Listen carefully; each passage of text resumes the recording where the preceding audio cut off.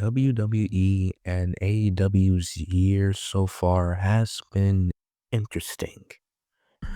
The Royal Rumble, it was a great show. I mentioned it in my last video, a great showing. It had so many new returns and all around a good pay-per-view for all time, if you ask me. It was one of the better Royal Rumbles that we have seen in quite a while. We had AJ Styles returning, and we had the Nikki Bella, of all people, returning. With this, it was AJ Lee. But, all in all, the Royal Rumble was just a showcase that was one of the better showcases of talent. Even the new signings like Jordan Grace and many others, Penta, ultimately one of the best luchadors on the face of the planet that we know of, and Ricky Starks, and this one was a big one for me. He's already for me an established main eventer. If you were to ask me, I think he does have that soon to be world championship material in him. This is going to help pop up NXT very, very much, just like their women's division. And speaking of the women's division, they have some of the best new female signings too. Like, other than Jordan Grace, there's Julia and Kalani and Roxanne Perez. You take a look at NXT's women's division, all those women are gonna be on that main roster someday, elevating the god blessing women's division. If you ask me, I think this is showing great signs that the rest of the year could be just as, if not better than their last year. As for AEW though, and I don't like to really get into these sorts of things, and it's not really my forte, but as we know, AEW Grand Slam has finally been updated.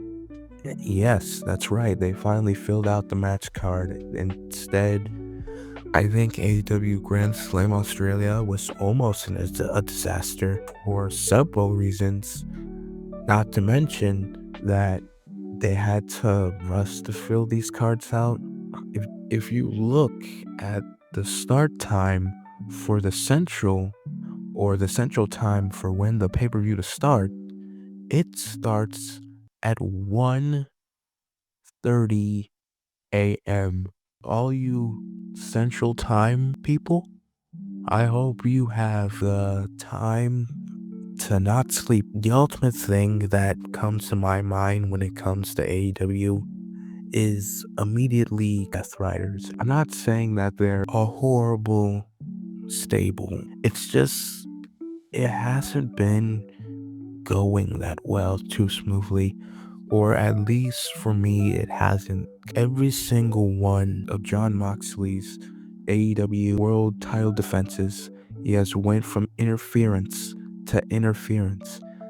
I said this before in some of my other videos. It's just, I don't like how you're being portrayed, how to be this unwielding faction, but you have to have interference every time, which to me makes the matches feel weak, or they lose that rhythm that the match had before, the interference had to play in.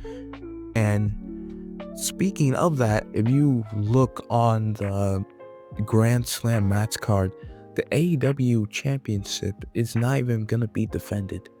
The title, to me, is starting to get diminished. I mean, you don't even sew it anymore. Like, I just think the World Championship has been more of an afterthought.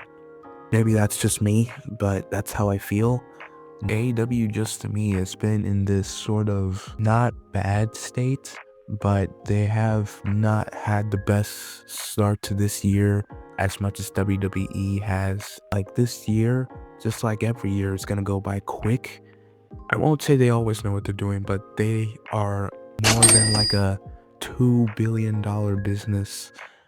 So I would think that they could turn this around eventually. AEW and WWE's years have been very, very opposite of each other.